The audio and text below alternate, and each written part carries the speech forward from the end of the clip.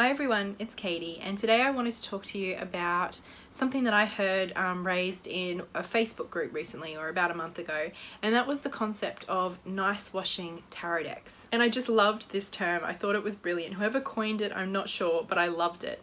Essentially, it's kind of a counterpart to fluffy.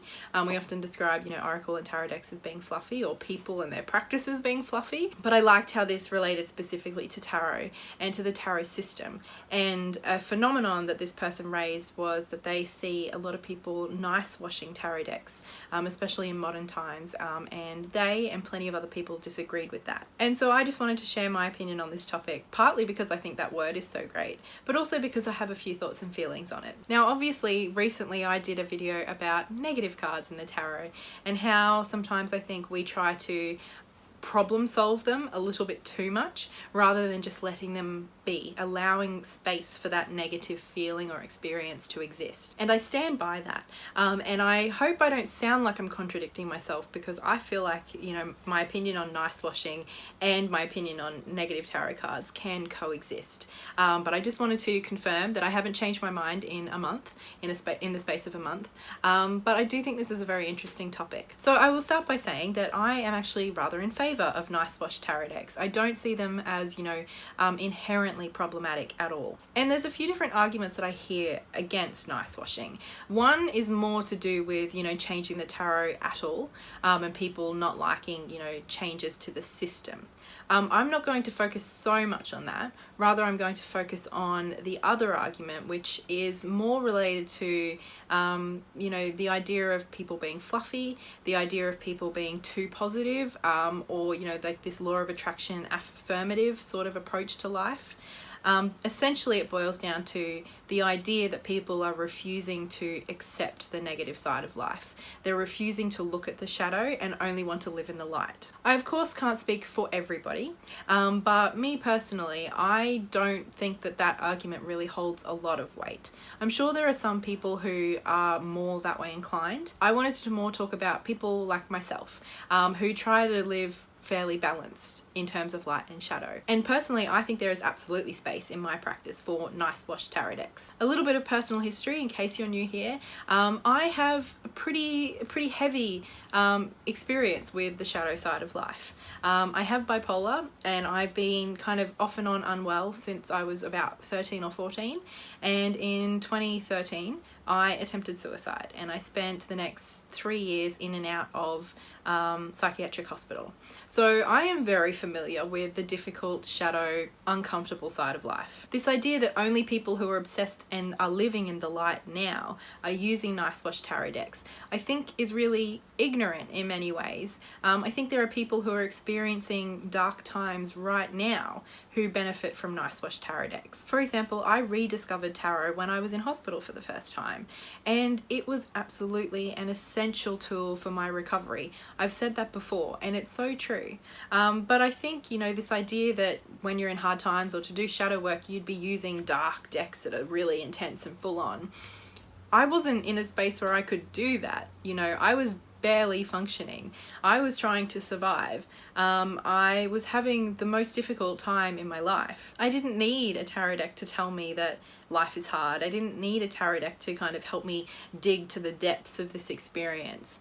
Instead, I needed something gentle and soft, and something just to kind of light and guide my way. And I was using decks like Doreen Virtue's Angel Tarot cards and fluffy oracle decks like Denise Lynn's Gateway Oracle.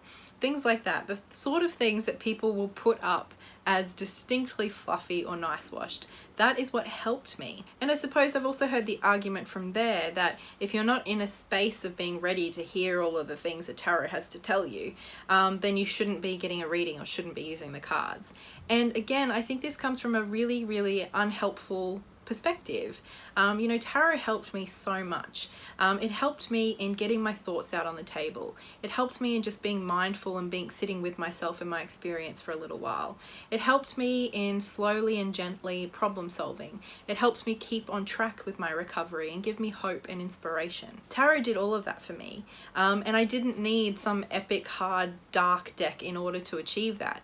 If anything, what I needed in that moment was exactly what I had: the fluffy, nice nice wash tarot decks. I guess I just don't buy into this idea that something has to be serious or heavy or dark in order to be helpful or productive or useful.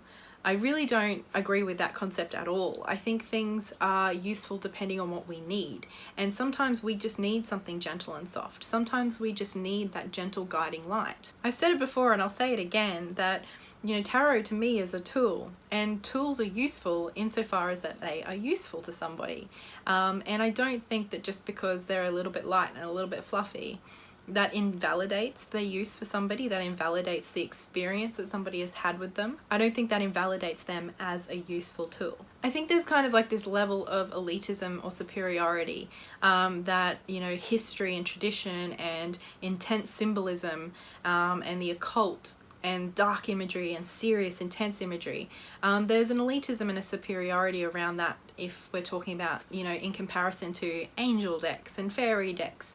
And I just don't think that that's helpful. I don't think that serves anyone. Ultimately, I don't think that, dictating how people move through their experience, whether positive or negative, I don't think telling people the right way or what is the best way to work through that is helpful. I think if you find something that works for you, if you find something that supports you in the way that you need it to, then that is all you can ask for. There's nothing wrong with working with that tool that helps you. I also think that it's a bit of a slippery slope. I'm not usually one to argue against slippery slopes, but I do think it's interesting that the people who argue against nice wash tarot decks, there's so many different perspectives that they have, and whilst most people will go towards Doreen Virtue as nice washed fluffy, there's plenty of people who kind of move along the line to what other people who are against nice wash tarot decks might not consider nice washed. For example, I saw in that thread a lot of people starting to bring up the Star Child, which is again a deck that I know has been very healing and empowering for a lot of people. I even saw people mentioning the Wild Unknown. And there were several people mentioning the Wild Unknown as nice washed and fluffy and hipster and irrelevant, essentially. And so I just think that in itself says a lot about how the line of what is a real tarot deck and what is a real tool is different for everybody. And so often wherever we draw that line, we think we're reasonable, and that anyone over that side of the line is unreasonable, except everybody has a different line, and so there's no clear-cut idea of what is tarot, what is helpful, what is useful, what is a good tarot deck versus what is a nice washed, silly, flippant tarot deck. And I'm talking about Doreen's deck because that was one of the decks that I had, but I'm not at all saying that I support Doreen herself or that I agree with the things that she said and done. I certainly think that the sort of things that she said about our community since, the past few years, I'm very critical of all of that. But ultimately that doesn't change, at least for me, the deck that I have, because again, it's a tool and it is helpful to me. It's been useful to me. And I don't think even Doreen has the right to take that away from me. This reminds me in many ways that we all approach things like shadow work so differently. When I'm doing that harder work, I want something that, has substance and is willing to kind of work with me to bring forward some of that heavy stuff.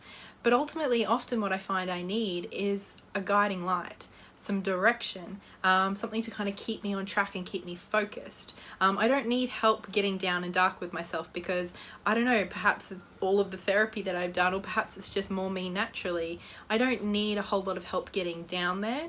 What I do need is something helpful and clear to keep me on track. And often, very often, whether it sounds contradictory to other people or not, often that is something keeps things calm and gentle so that I can just kind of sit with myself and move through it, move in the right direction. I suppose too, I see these decks like Doreen's deck, the Angel Tarot, and I don't really see them as nice washed as some people seem to make them out to be.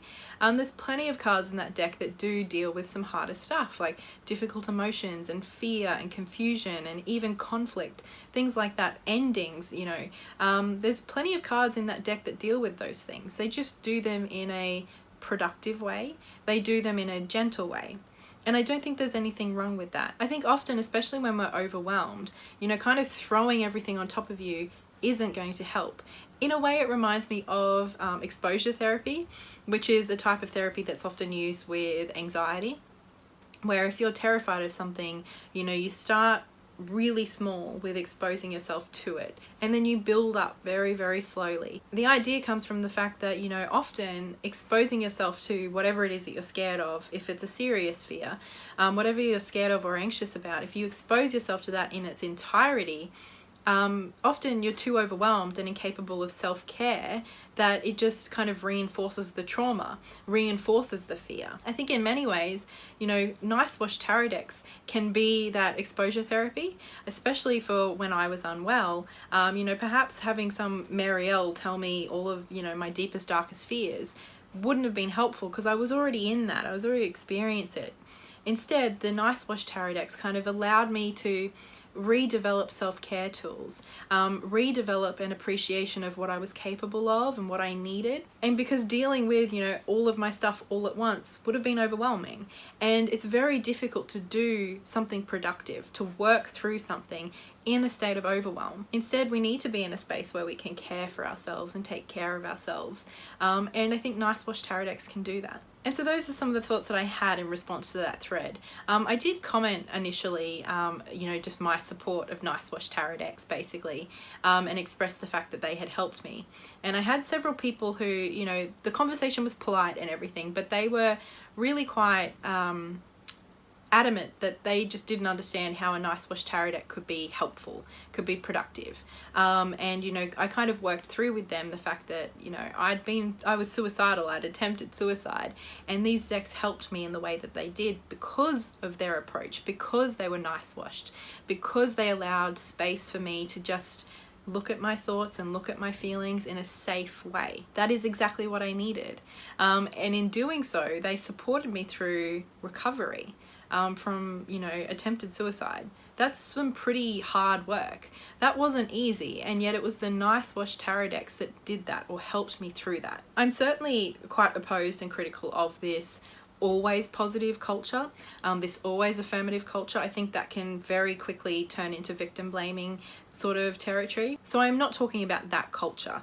I'm talking specifically about the usability and the usefulness that Nice Wash tarot decks can have, especially for some people. And the fact that they're not invalid, they shouldn't be taken off the shelves and burnt because they're not heavy and dark, or because they're not, you know, laden with esoteric symbolism. Just because they take a slightly different, lighter, gentler approach to the tarot doesn't mean that they're not completely and entirely valid and useful. But that is what I think on this very interesting, nuanced, often controversial topic, and so I would love to hear what you guys think in the comments below, and I will talk to you all again very soon. So much love. Bye.